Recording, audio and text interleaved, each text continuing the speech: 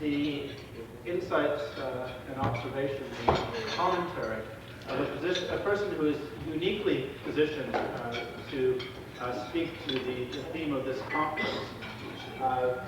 David Halton has been a correspondent with the Canadian Broadcasting Corporation for nearly 4 decades. He has worked in a variety of locations in Moscow, Paris, London, Ottawa, and for the last decade or so in Washington, D.C. The Canadians in this audience will be very familiar with David Halton. I've been watching David Halton on television all my life. Literally all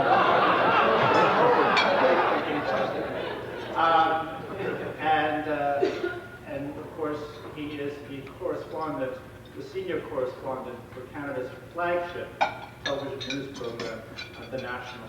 And so every night, Canadians face to face watch David Halton, because of course, Washington is the center of foreign news, if you are Canadian. I'm also pleased to say that David Halton's roots in Canada trace back to Pitcher Creek, Alberta, the foothills of southern Alberta that I'm also pleased to call home.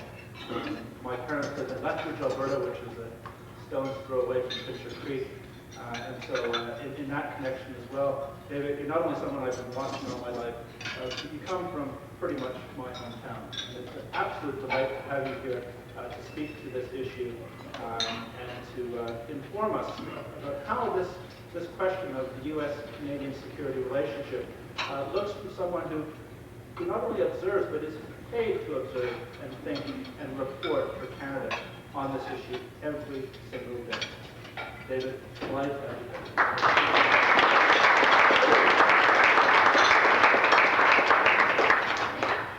Michael, thanks for those very kind remarks. Apropos of my little exchange with General Reese yesterday, as the only journalist in this room, perhaps I should remind myself that I'm off the record to myself.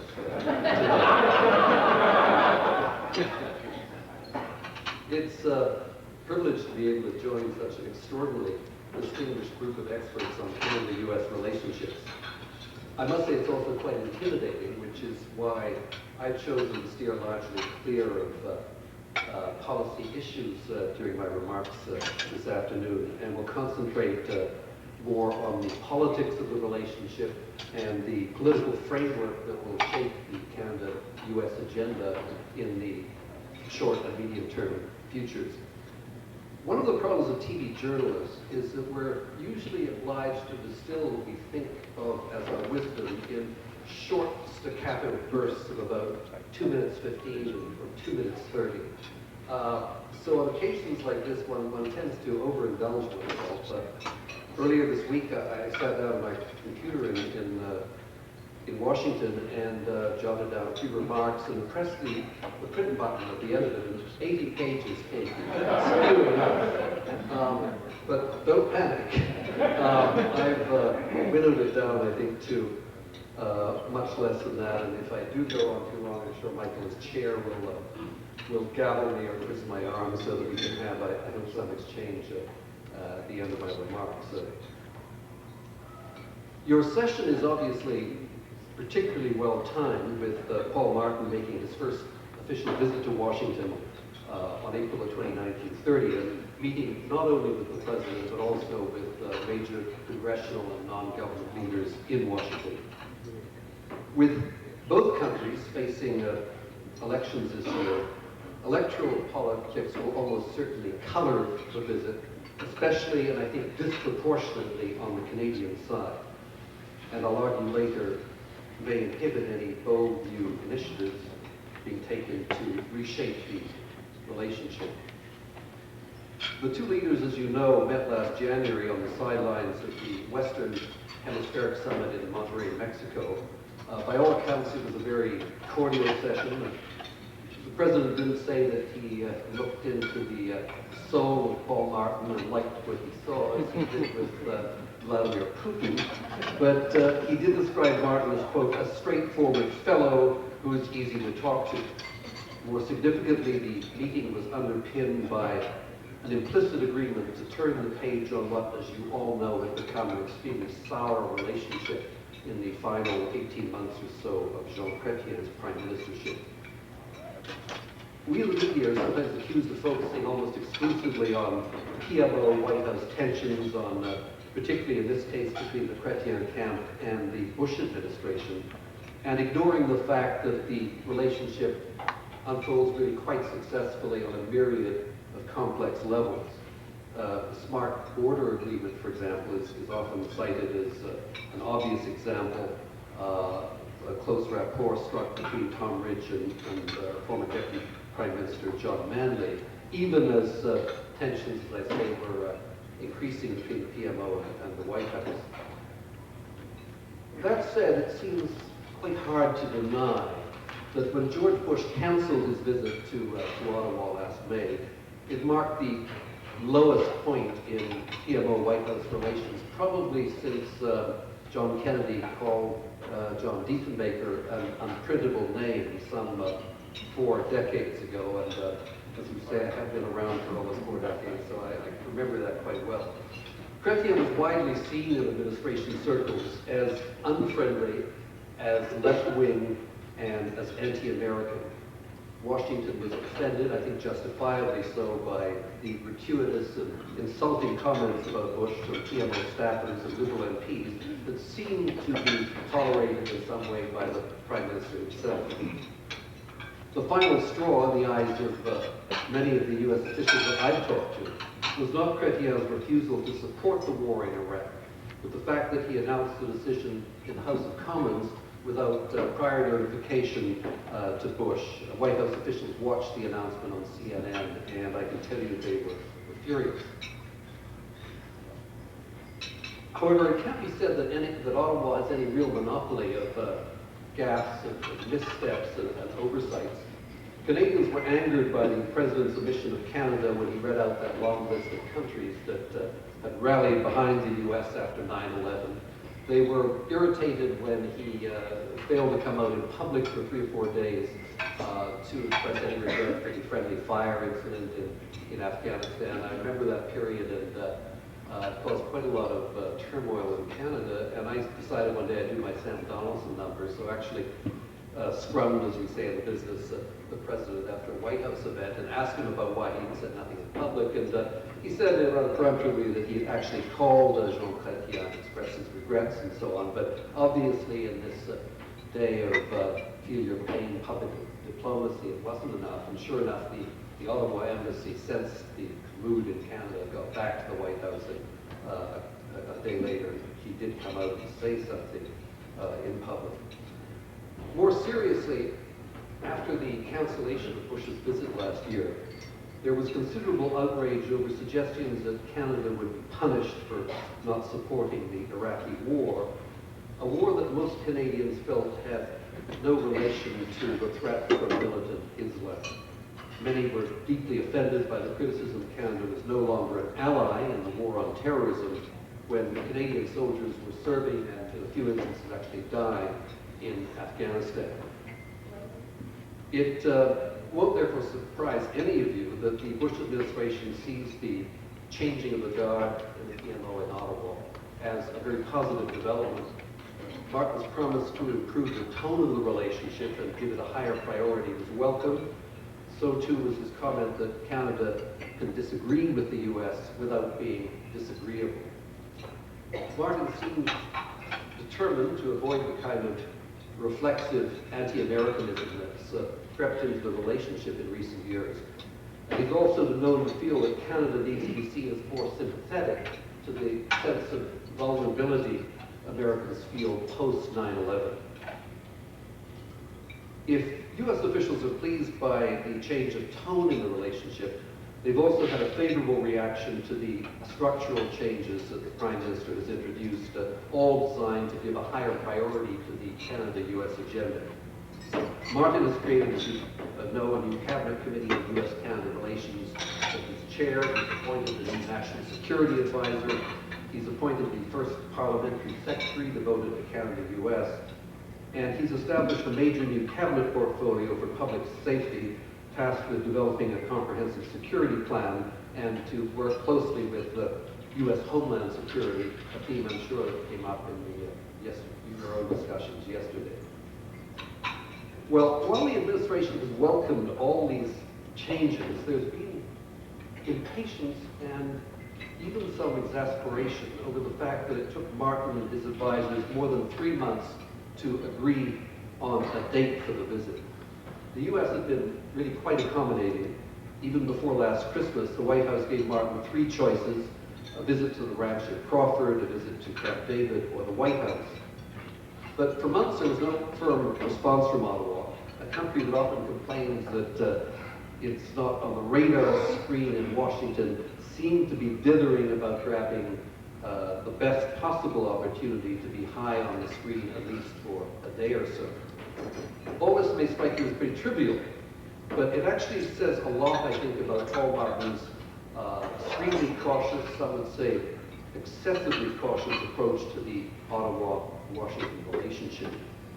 The Liberals are in a jittery mood, trying to extricate themselves from a damaging sponsorship scandal, and facing an election in which they're far from guaranteed of winning a majority. In this context, Martin's advisors are worried about what they call deliverables, being able to produce tangible progress on at least one of the major bilateral irritants, whether it be softwood lumber, banned Canadian cattle imports, or something else. They worry about the political fallout if Martin appears to come away from a visit empty-handed. And they worry about the perennial danger for a Canadian Prime Minister of being seen as cozying up to the White House. Critics respond that it was singularly ill-advised for the Prime Minister. A Prime Minister who's committed to improving ties between the 2 countries to be so reluctant to engage. Their argument, it's a convincing one, I believe, is that it's always important for a Canadian PM to have a good, solid relationship with an American president. And a meeting that reviews a wide range of common interests and concerns is valuable in itself, even without any breakthrough on the major bilateral problems. In fairness, though, Paul Martin does have some huge challenges as he tries to strengthen Canada-U.S. relations. First, there's the quite extraordinary unpopularity of George Bush among Canadians. John Manley, our former Deputy Prime Minister and a great friend of the U.S., said not long ago that George Bush is a tough sell in Canada. Now, believe it or not, that actually is quite an understatement. Last month, the headline on the cover of Maclean's, our national news magazine, was, quote, "Canadians to Bush, hope you lose, eh?" The headline was only partly tongue-in-cheek. According to a recent poll in Canada, only 15% of Canadians would vote for the president if they were given a chance. This against almost 70% who said they would vote for someone else. Michael Marzolini, who supervised the poll, said, "These numbers really show the difficulty for Paul Martin. He has to get close to the Americans, but he can't get too close to George Bush. It's a fine balance." However, I think the problem for Paul Martin, the Prime Minister, goes quite a bit beyond George Bush's personal unpopularity in Canada. At no period in my memory, and as I say, it goes back a fair length of time, certainly going back to Diefenbaker and JFK, certainly covering some of the tensions between Trudeau and Reagan, at no time have Canadian and American views on policy issues diverged as profoundly as they do under the current administration.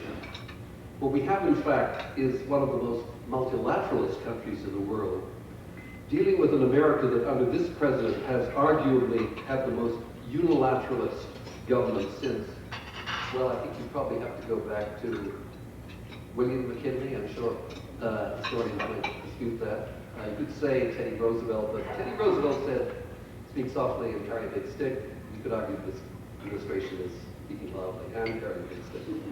Canadians, of course, tend to be big cheerleaders for international institutions and treaties that we tend to love joining any available international club. So we were obviously dismayed by the Bush administration's refusal to sign on to a wide range of international agreements, including a number championed by Canada, such as the ban on small arms exports and the International Criminal Court, which you'll be discussing this afternoon. Canadians, I think, were also troubled by the more belligerent tone of U.S. foreign policy that emerged in the wake of the war in Afghanistan.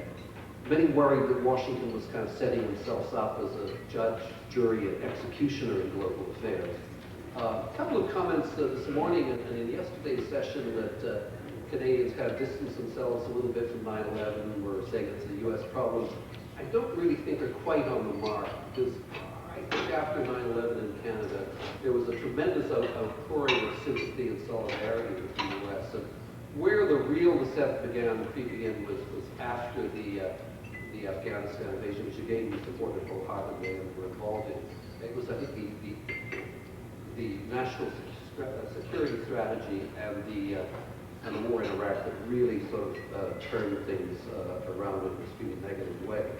On the other side, of course, conservatives in Washington accused Canada of naive faith in multilateral institutions, in the UN, and in soft power generally, while spending shamefully little on defense. Well, the differing approaches were brought into very sharp contrast, of course, in the war in Iraq. In poll after poll, about 75% of Canadians said they support Canada's opposition to the war.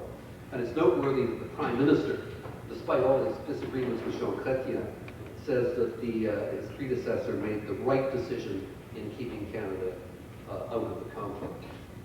On domestic policy, too, Canada and the U.S. appear to be increasingly out of sync. I think there's been some discussion of the values in some of your sessions here.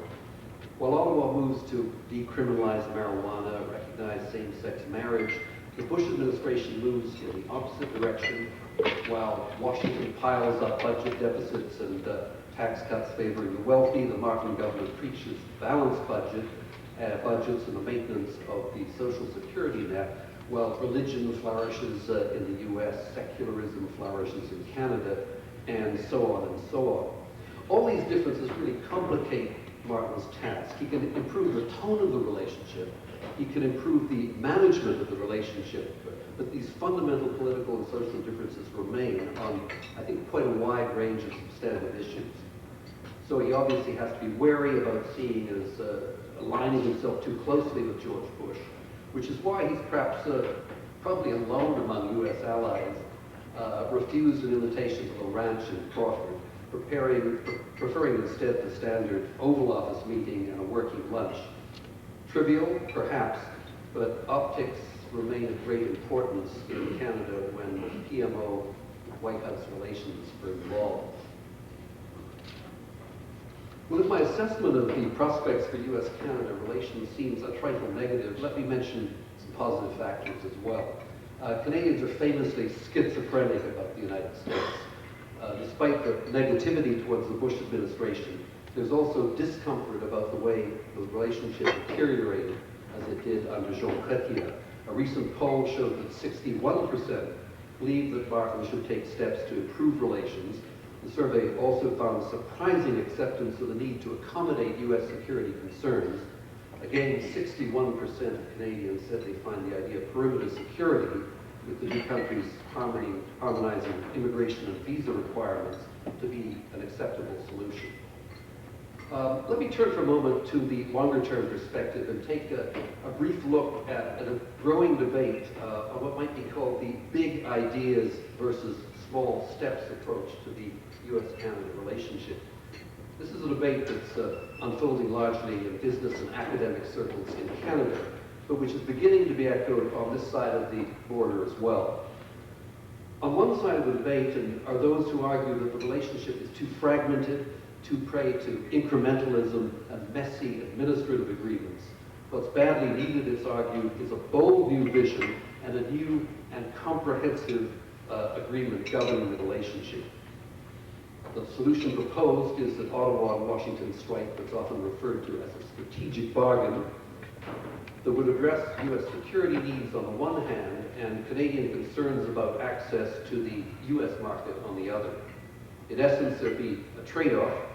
Canada would agree to some form of perimeter security, easing U.S. anxieties about our border immigration and defense policies, and in return, Washington would guarantee a free flow of people, goods, and services over the 49th parallel and exempt us from those nasty U.S. trade remedy laws. Well, there have been more than a dozen of these so-called big idea, big bargain blueprints put forward. They range from economist Wendy Dobson, who proposed that there could even be a customs union or a common market, and on the other extreme, less far-reaching proposals, a strategic partnership advocated by Stephen Harper, the new leader of the Conservative Party in Canada. But the proposal that we'll almost certainly be hearing a lot more about in the future is a document called New Frontiers that was published recently by the CCCE, the Canadian Council of Business Executives. It was just out, I think, a couple of weeks ago, Neil, is that correct? Its point of departure is that Canadians are now more confident about their independence and will now accept a substantially greater degree of independence in integration in economic and security matters, and that in their view of the CCCE, only a bold and very comprehensive strategy can mobilize political support in the U.S. Let me briefly summarize the main council proposals at the risk of oversimplifying several of them. First, a form of perimeter security would speed the flow of people and goods over the common internal border, with the two countries moving sector by sector towards a common external tariff and eliminating the rules of origin requirements in bilateral trade. Second, there'd be a drastic reduction in the different regulatory systems that add costs and delays to doing business across the border. And third, the U.S. would be guaranteed security of energy supply in return for Canada being guaranteed access for its resource products, softwood lumber, of course, but also fish, wheat, and the whole range of agricultural products. Fourth, the Council calls for a reinvigorated North American Defense Alliance in which Canada will add significant resources to its ground, naval, and air forces, expand cooperation under NORTHCOM, and sign on to the ballistic missile defense that we've talked about so extensively this morning. Finally, the Council recommends new institutional structures for the relationship, not supranational ones such as we see in the European Union, but joint commissions modeled on the IJC, the International Joint Commission, that would coordinate policy and resolve disputes. Well, it's an intriguing shopping list, but one that actually involves hundreds of different specific proposals. But how realistic is this big bargain approach? It's certainly not in favor in either Washington or Ottawa. I've talked literally to dozens of Canadian and U.S. officials about it, and I must say have yet to come across a single one who's been really enthusiastic about the approach. They cite a litany of difficulties in negotiating any kind of comprehensive agreement. How, for example, do you negotiate trade-offs on issues as diverse as missile defense and the fisheries? How would you get Congress to relinquish trade remedy laws that it guards as jealously as the crown jewels? How would the U.S. be able to strike major new deals with Canada without coming under pressure to offer comparable agreements to Mexico, and so on? And of course, from a Canadian perspective, sovereignty kept on coming up this morning, how would an all-encompassing deal reflect the relative bargaining strengths of the two countries? The Council claims that its plan would not impact negatively in any serious way on Canadian sovereignty. Its president, Tom DeQuino, says, and I quote, "Canada can have its cake and eat it too. We can have a society with economic integration and the autonomy to run our lives the way we want to run them. But there are still many Canadians who aren't quite as confident. As a witness put it to our standing Senate Committee on Foreign Affairs not long ago, the big worry about big ideas is that we will end up capitulating in areas where we pay a price in terms of our political sovereignty, only to find out that down the road, the U.S. remains unsatisfied." The reality, though, is that this is a debate that will remain largely academic until certainly after this year's elections, and probably much longer than that. As I said earlier, the big bargain idea currently has no traction among the power brokers and policymakers in Washington or Ottawa. Both governments seem quite happy with what might be called the small steps approach. The Smart Border Declaration, as I said, is often cited as a good example of an administrative arrangement that deals effectively and pragmatically with the bilateral problem. Just this month, Scott Bryson, the Prime Minister's Parliamentary Secretary for U.S.-Canada relations, said the two countries don't need a, quote, big deal or a big bang. There's a great potential for substantive progress, he said, with a significant number of little deals. These deals would involve harmonizing, if not integrating, some economic and security policies, and might even involve some moves towards sectoral common market arrangements. The Canadian government has already suggested, floated the idea of a single North American steel community. Let me finish by saying that there's perhaps one big advantage to the big bargain approach. It could help give Canada a bigger profile than the United States.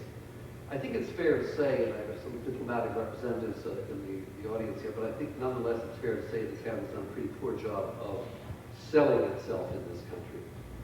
It's certainly not an easy task. And some might argue that it doesn't really matter a heck of a lot if there's a generally benign ignorance about Canada among most Americans. But when a representative of the U.S. academic elite, and I'm talking in this case about Condoleezza Rice, says shortly before she became National Security Advisor that Japan is America's largest trading partner, something, it seems to me, has gone pretty badly wrong. An American media research group did a study of U.S. media coverage of Canada and concluded that Canada is, quote, the largest ignored landmass in the world. One of my colleagues did a search of the White House website a couple of days after Martin's meeting with Bush in Monterey.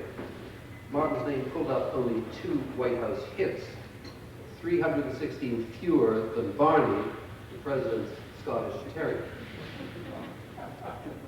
Thankfully, there are some encouraging signs that Canada is doing a lot more to raise its profile. Ottawa's launched the biggest ever expansion of its diplomatic representation in the U.S. It's opened 7 new consulates, one of them here in Raleigh-Durham, and I think Louis Boisvert, our new consul, is right here. There'll now be 18 consulates, I believe, plus another 20 honorary consulates in the U.S., all of them tasked with promoting Canada, with building ties with local politicians and business leaders, and identifying trade irritants before they snowball into major kind of bilateral problems. Significantly, 4 of the new consulates are in the south and southwest, a belated recognition of the political and economic power of these regions. Which leads me to one final point. In the long term, it may become even harder for Canada to maintain its salience in the U.S. and to ensure that its concerns are not sidelined in Washington. U.S. relations with Mexico may have blown hot and cold in the past few years, but there's an unstoppable dynamic, it seems to me, the growing political power of 35 million Hispanics living in the U.S. and 25 million Mexicans. The result, I believe, is that the U.S. will look increasingly southward within the NAFTA community, eventually putting Canada at risk of being relegated to the least influential position in the trilateral relationship. Sort of, I suppose you could call it up in the attic in the north, to exaggerate for the sake of emphasis. It's perhaps significant that in Congress, the influence of the Northern Border Caucus has diminished, and the influence of the Hispanic caucus has increased measurably.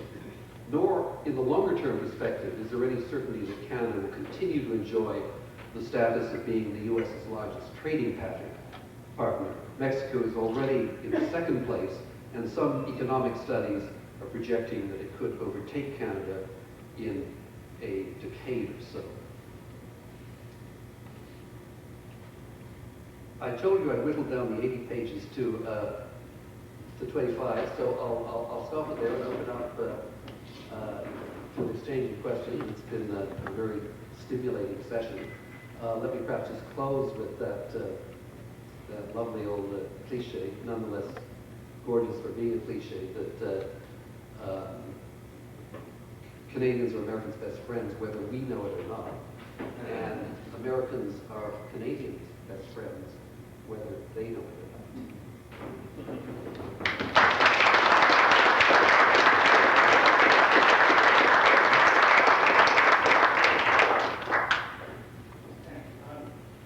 David, it's great to take questions.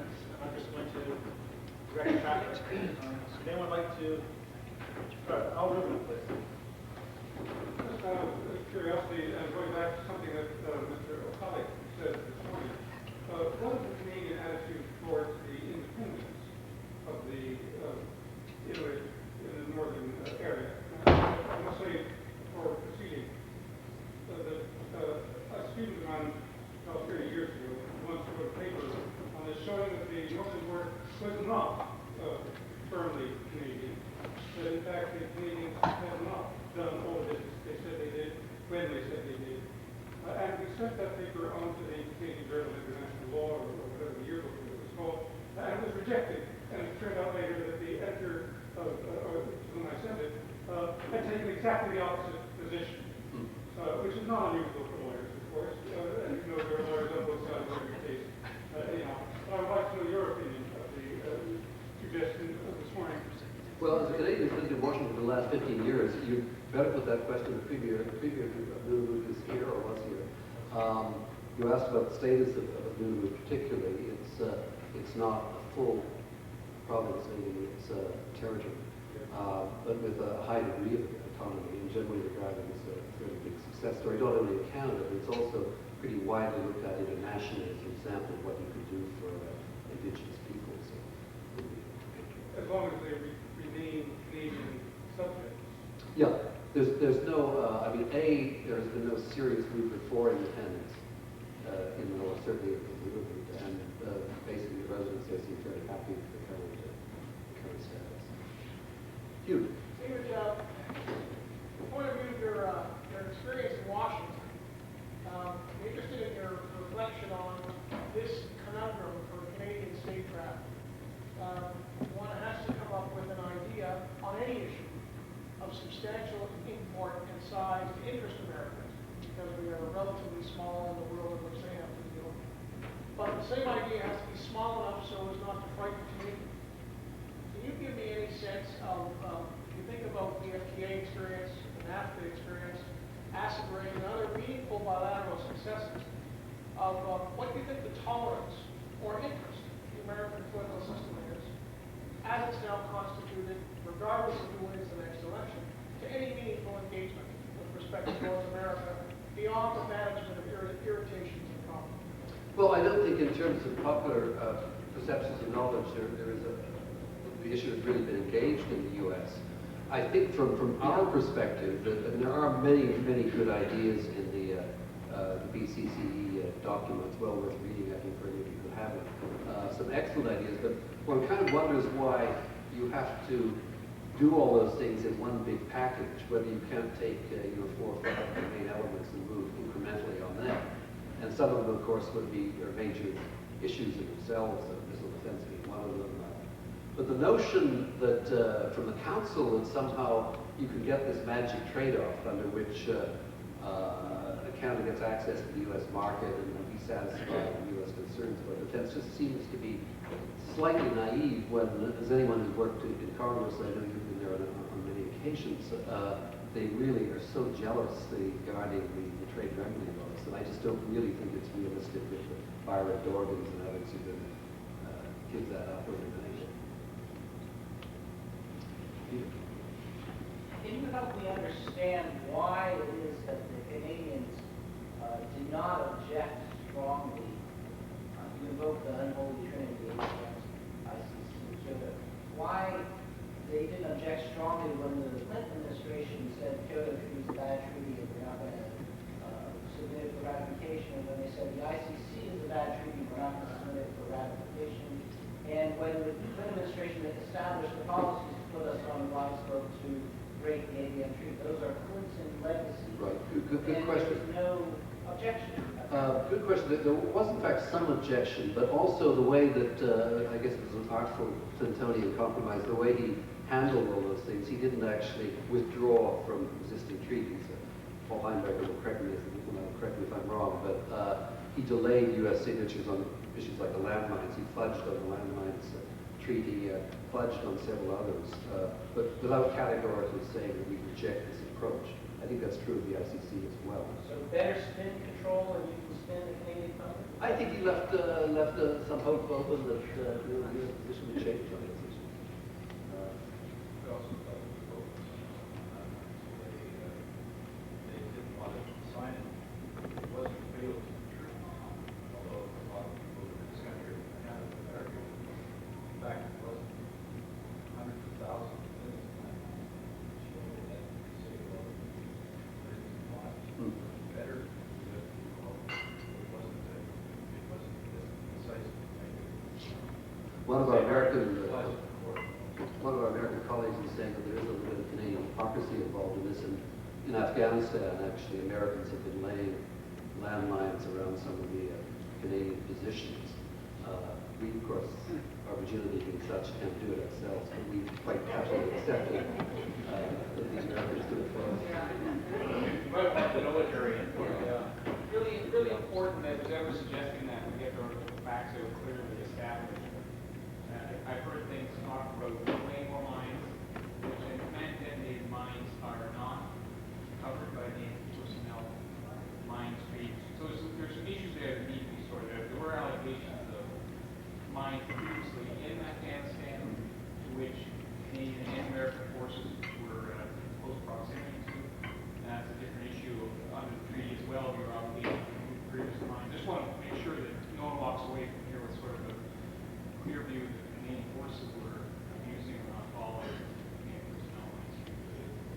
For the record.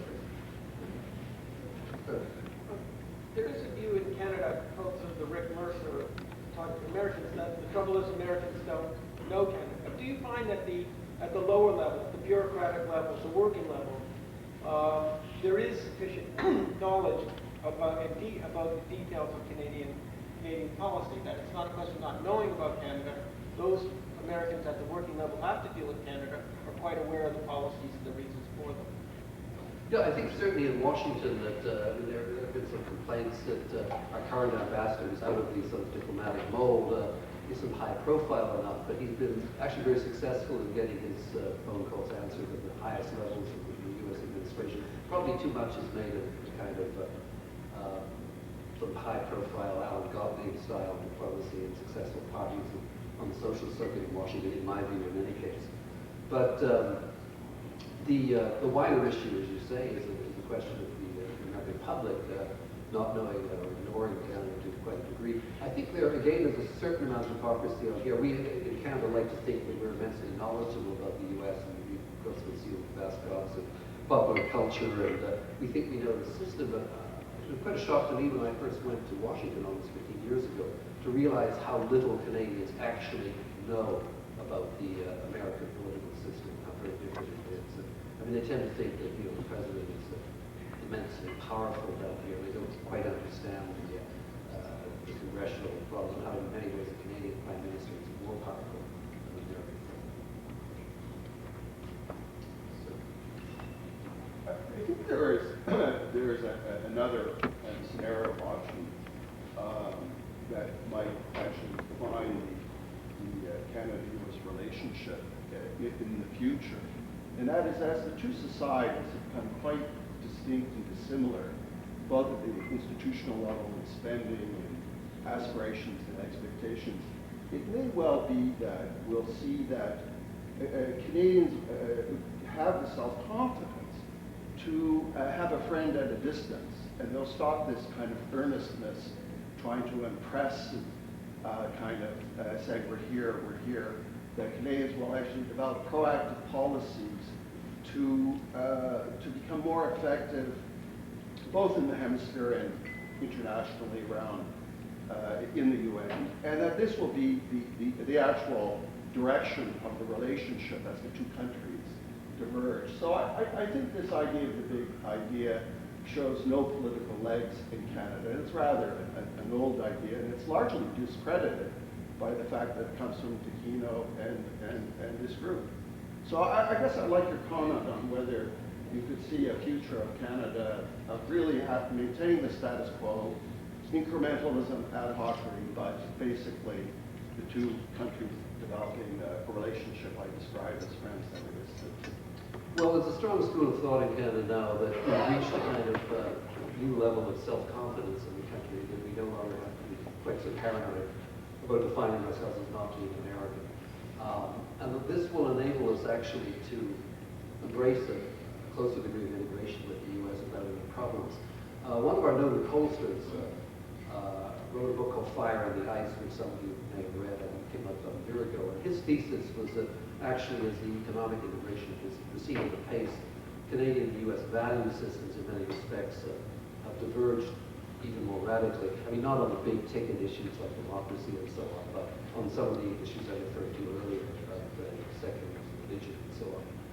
And his thesis was that, Canada could really sail ahead with a lot of these more cooperative and even more integrated arrangements with the U.S. Without in any way, compromising our national independence and without causing the kind of nationalistic storms that have flared up in the past. I think just to add, I don't think that's the correct reading, at least not my reading of Adam's book. His argument would be that we're becoming independent in parallel, and that policy needs to reflect the changes in the values and the institutions in society, and there's much less interest in further steps towards integration.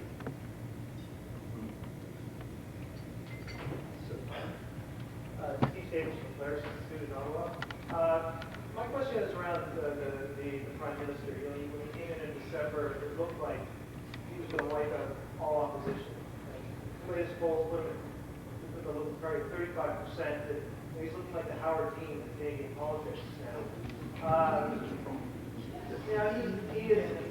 There's been a lot of comments sort of chuckling around when the number of campaign comes up in any of the discussions here, but Big Pritchett looked like a little Einstein here. He was able to successfully win so many terms by maintaining that relationship, I think in part with the United States. But Martin continues to cling to unpopular policies. Street found 70% of Canadians are opposed to missile defense. Half of them strongly opposed. They want peacekeeping forces, not interoperable forces.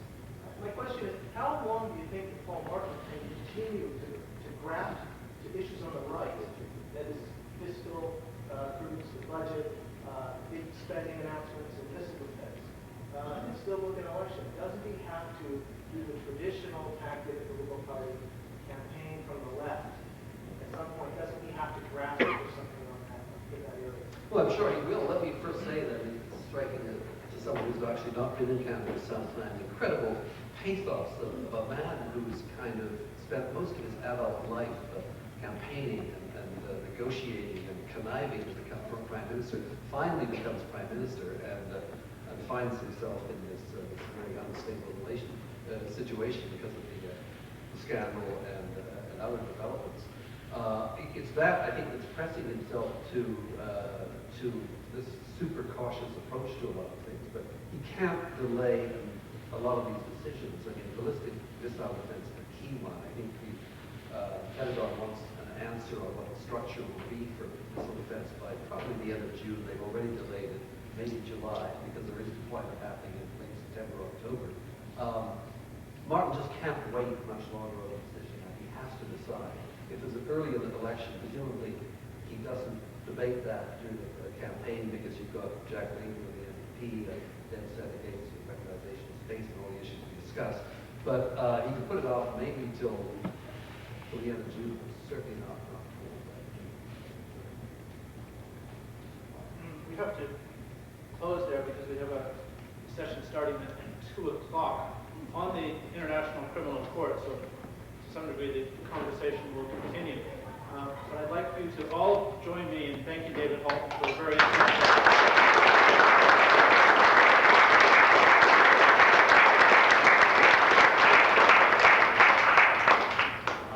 Before we adjourn, I want to bring your attention to the fact that throughout this conference you've seen flashes of light going off.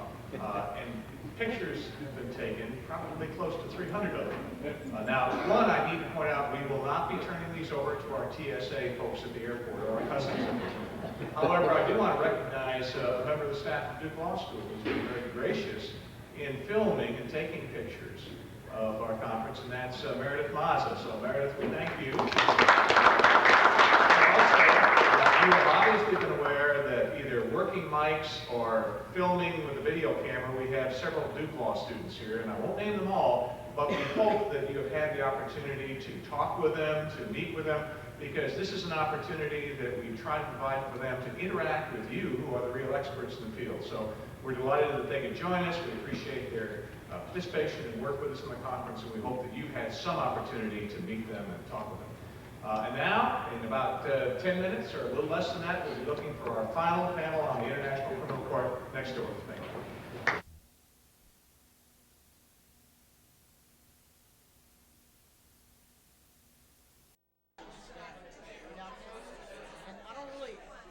I don't think it's really clear when it's I mean, there is that's really hard to establish.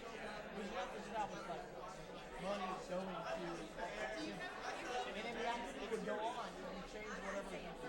I know what I think, but I don't want to question the majority. Well, I know what I think. Right.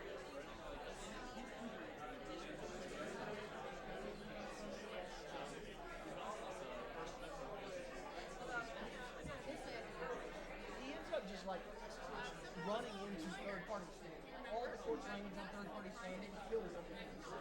Because it's like, he says something, and then what you reply with is language from Lujan that says, when somebody doesn't want to assert their right, they don't have to. You know? And like he said, no third-party standing. Right, but that's exactly what he's doing. Yeah, in fact, the first thing I was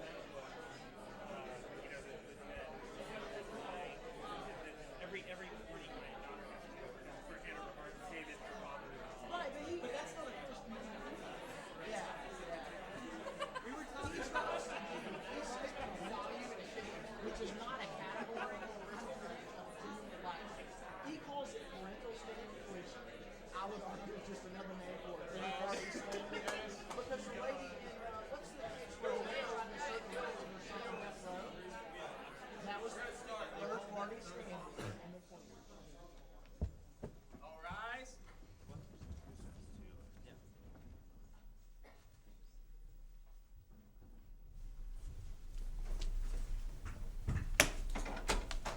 Be seated, please.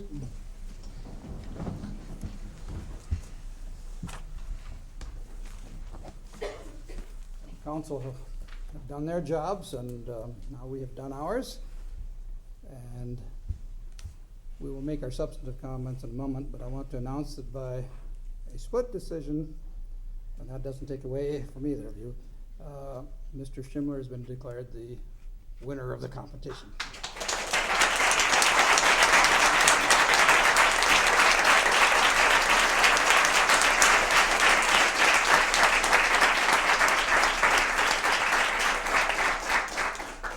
And now my colleagues and I will make a few comments regarding your presentations, and then we'll open the floor up to questions from the students about the appellate advocacy process and any other questions you may have about our work. Judge Rogers, would you I comment? get to start? I Yes. thought you were both terrific. Congratulations on being such excellent oral advocates in your first year. I've judged a lot of competitions as a former professor and a few as a judge, but most are done at the second year or the third year level, and you're doing it at a first year level, but at a very high level, and I was real pleased and impressed. Especially your demeanor and your eye contact and your responsiveness to questions and your flexibility and your understanding of how the issues relate to each other. Those are the kinds of things I was looking for, and I thought you both were excellent and made it very hard to make a decision, but we had to make a decision. But I thought you both did a really fine job, and those were the kinds of things I was looking for. Thank you. Justice Edmonds? I'm just real impressed. I know if I had been called upon to appear in front of a real judge and a real federal judge. My first year in law school, I had just come completely unglued. So my hat is off to both of you. The best arguments that I can ever remember hearing are people who are comfortable in front of the court. They're not there sweating, with sweat stains on their notes and their voices quivering. They're people who know their issues and are willing not so much to argue them with the court as to discuss them with the court.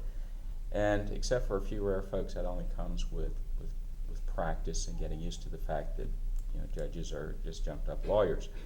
And that's what y'all are working on. And both of you have got that. It was very good. Both of you, I like particularly, both of you had a talent or a knack for tying things together. You would refer to arguments that had been made by your co-counsel or questions that had been asked earlier. That ties things together very neatly. And Mr. Learberg, I'll compliment you particularly on your rebuttal. That is one of the things that people most generally screw up. And you did a very nice job of it, not only dealing with the questions, but focusing on the issue you wanted to raise.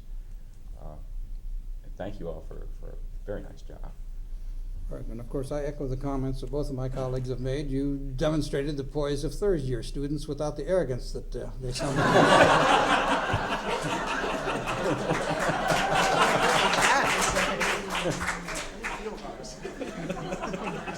You knew your material, and again on rebuttal you did well. And I really like the fact that you took advantage. Both of you answered the questions well, and you especially took advantage of the additional time by raising almost a little mini issue that we hadn't asked you about. I think at least that's the way it came across. And to use time effectively in a very short argument is very important. A lot of lawyers never master that skill. I doubt that I would have. I've been a judge now for 34 years, and sometimes on the bench I get to daydreaming about what a great oral advocate I would have been, and then I bring myself back to reality. But to use the time wisely and zero in, and you answer the questions, even though a couple of them you probably said to yourself, why are they asking that question? Remember, one of Wallman's rules of appellate advocacy is what the court thinks is important, whether you think so or not. And you both did a good job of seizing the opportunity to set us straight, get us back on the track, and to use your time effectively. And again, you both demonstrated a lot of poise and knowledge, and it almost makes me want to be young again. And congratulations to both of you, and it was a very, very close thing. Now we'll open it up for any questions from the rest of you, if you have any about the appellate process, things you should do or shouldn't do, or more importantly, maybe what we shouldn't do. Yes? I'd like to know if all three of you are as active in the questioning in the real case as you were here today. Yes. Oh, yes. Absolutely. I am. And we're not always as nice as.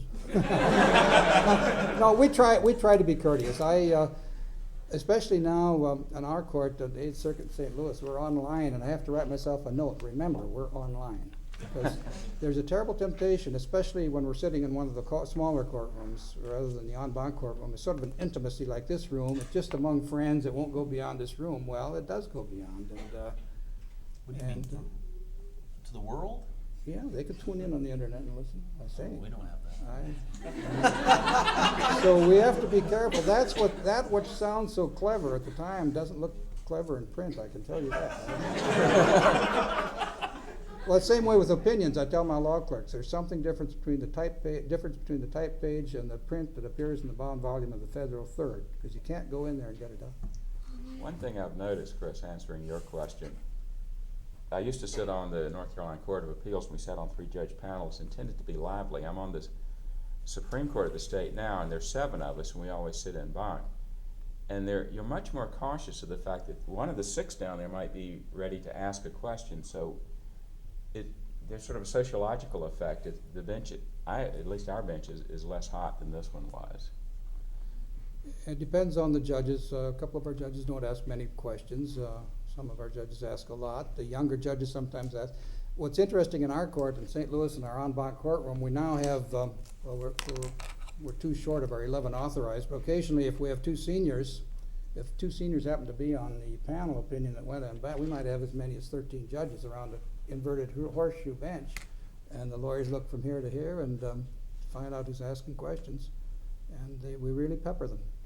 And that separates the real oral advocate from the, I don't know if it's safe to use this term anymore, the journeyman lawyer. I mean, and without demeaning the journeyman lawyer, the real oral advocate is the one who can stand there and field those questions.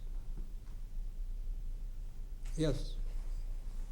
How much do y'all take into account the oral argument as opposed to the brief, which is so much more detailed? Does what happens to these things affect how you can come out that much?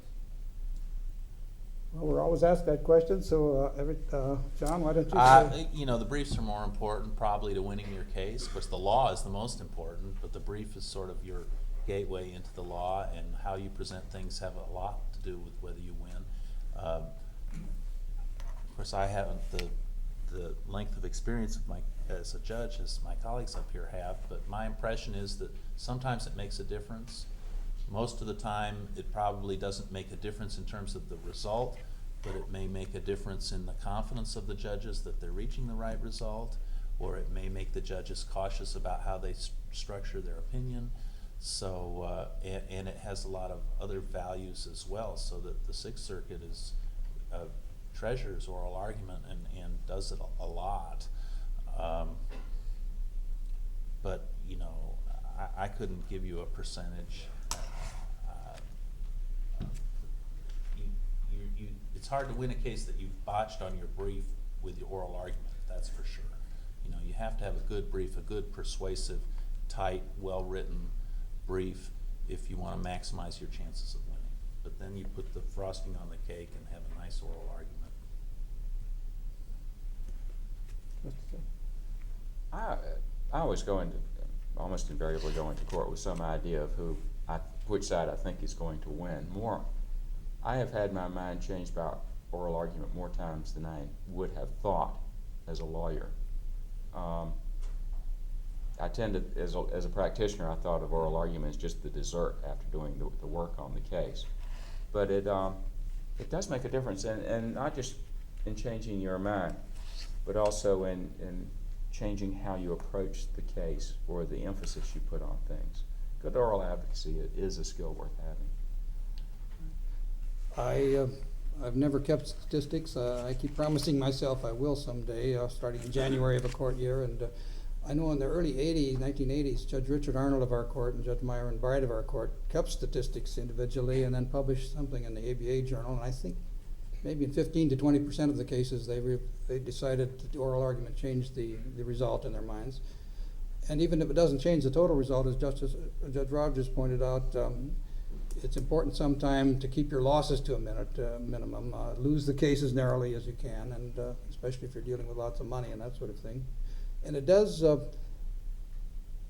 give counsel a chance to, in effect, their only chance really to interact live with us, to participate in our post-argument conference, because it's surprising how often we'll go back to our conference and right after argument in the conference room and go through our notes and discuss the issues, and then we might say, well, what about Attorney X on this point? What do you think of that? Or getting back to changing our mind, it's remarkable how often we'll go back there and say, boy, I came to argument inclined to affirm, but I'm not so sure now. I've got to go back and check the record. It makes us go back and check the record. And I put it this way, if I were back in the practice again, I would never waive argument in any case that I had that was of any importance, because you make the three members of the panel think about the same case at the same time in the same room, and that's important. Whereas the briefs we read in our individual chambers, I might be in Sioux Falls, and Judge Arnold in Little Rock, and Judge Haney in Duluth. There's something important about getting us all three thinking about the case at the same time. There was another question, I think, maybe. Any more? Oh, he had actually asked the. Oh, yeah, counsel okay. had asked. Oh, okay. Because that's No what, longer that is a question. question that's always asked, and every year I say to myself, or every time I hear it, I say, next time I'm going to have better statistical evidence, empirical evidence for it. But I don't. Actually, I do have a question. How often, and of course you may not know, exactly, how often is it that both parties come before you and in their briefs present their arguments, and then you end up deciding for a party, but not upon the grounds that they argued for? In other words, petitioner argues A, respondent argues B, and the court makes a decision based on some other characterization of the law? I'm trying to think of a case. Pretty rare, wouldn't it be, John? We might. Either, no, it's Unless not, we raise it's not a as ver- rare as it should be. Well. Yeah, sometimes it looks like something else is dispositive, or it's maybe not a completely new issue, although that's certainly possible. You can say there's no standing here. But sometimes there'll be one side will argue that the statute should be interpreted one way, and another side will argue that it ought to be interpreted another way, and you think, well, a third way is a better way to read the statute, and there's always a reluctance to do that because you think, well, there may be something wrong with that hasn't really been vetted. So I think there's a strong judicial reluctance to do it, but still sometimes you'll see it. Sometimes something will sort of jump out, but I always felt as a practitioner, the court was saying, hey, we're smarter than either one of you. Yeah. And that's not the message most courts want to send out. The point you made about not being vetted is tremendously important. That which looks so seductively simple on the face of it can turn out to be, well, that's what the adversary system is all about. If it's well done on both sides, it will weed out the spurious, weak arguments and force us to reach the serious question, right? Yeah. But usually there'll be oral argument at least. Right. I mean, you should have thought of it by the time of oral argument if you're a judge or your judge's clerk, and then you can ask them about it. And if they may have a good reason why it's not a good argument right there in oral argument, or it may be something where supplemental briefing or something can help you. Right. Occasionally we'll raise an issue. It doesn't happen that often, and we'll ask for supplemental briefs after argument. Or sometimes even after we've gone back to our chambers, and if I've assigned a case to myself, I might run across something, and I'll suggest to my colleagues, let's ask for 10 pages letter briefs on this point. Because I'm like you, I'm very reluctant to decide a case that or an issue that the lawyers haven't been given a chance to respond to or talk about. Yeah. Yes? What about amicus briefs? Do you get them, and how often do you think that they ask? Well, as you know, let's see. Is it Judge Easterbrook or Judge Posner has written a lot about that in his opinions. How often we get them? I'm just guessing now, 5-6 times a year, maybe a little more often. Do I read them? Yes. Do they really help? Sometimes. I tend to agree with Judge Posner that usually they rehash the issues. Sometimes they're written better than especially if it's a public interest group involved. They're better prepared, very frankly. So to that extent, they are helpful. Do you see many amicus? I see about as many as you do, which isn't very many, and so it's very hard for me to say because I've only been doing this a year and a half, and the ones I've seen, well, they're credible. I wouldn't say they shouldn't have been filed, but they didn't really add that much.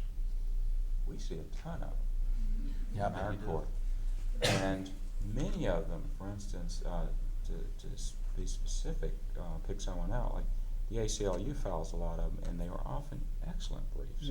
Yeah. We found them. I mean, when you're starting to read a stack this high, and most of it's amicus briefs, you're not going, "Oh, thank goodness they're here." A lot of them give you an object. They don't. They might hope one point of view wins, but they're not. They haven't been in the trenches. They're a little more removed. So we get a lot of them, and we generally like them. The only time I think we didn't, we're in the middle of a state redistricting fight that's only been going on since 2000. And the only time we've turned down an amicus brief that I'm aware of is one where some guy up in the mountains sent in something saying that the 1857 Constitution had not properly been enacted, and we said, no, we don't need to see that. But our court is receptive to them, and a lot of the public interest groups particularly are willing to file them. Especially in the environmental cases, they do a great job because they know that stuff backwards and forwards. Occasionally we'll get I'm trying to think how often we deny a request for leave to, again, it's on the part of the panel. You might have 3 judges or 2 out of a 3-judge panel that won't ask for them or don't want them, but usually we're fairly liberal about granting permission to file them. Well, I guess there's I'll say on behalf of the panel that we've enjoyed this very much. I hope our questions were to the point and didn't insult Well, part of you. our job is to ask some off the wall That's questions, otherwise there'd be true, no too. learning. But Ray, again, we say this with the greatest sincerity we can muster. Great job on part of both of you and the whole program, and thanks for inviting us. The faculty, the dean, it's been a great experience, and my first trip to Duke, and I've been lucky. I've got three clerks from Duke coming in August, one who graduated in 2000, and then the other two you know over here, and I have one Duke clerk now, and I've had 3 prior to that, and so you can see I have great confidence in your law school. Before we adjourn to the reception, I'd like to make a few remarks, and be advised that I will keep in mind Judge Woolman's comment about the third-year arrogance. try to keep my remarks brief. First of all, thank you very much, Justice Edmonds, for taking time out of your schedule. Judge Rogers, thank you so much, and Judge Woolman, thank you again for coming down from the Dakotas. We wanted to carry on the tradition of recognizing... South Dakota, not Dakota. I think John's from North Dakota, right? I didn't want to confuse the two. Forgive me. Yeah, exactly. First of all, we'd like to take the opportunity to recognize the 3 people who have been most responsible for making this competition happen. The Hart Cup, the second and third rounds of the Hart Cup involved 101 students from Duke, the first-year class of Duke, and the responsibility for the success falls squarely on the shoulders of these 3. Abizer Zanzi, Dave Prestwood, and Jenny Lohr have worked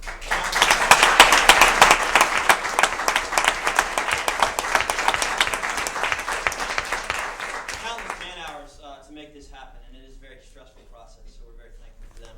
I'd also like to take the opportunity to recognize Dean Bartlett, who's here. His support for the moot court is unwavering in everything we do, and without her support, we wouldn't be where we are today. I see Professor Beal, who's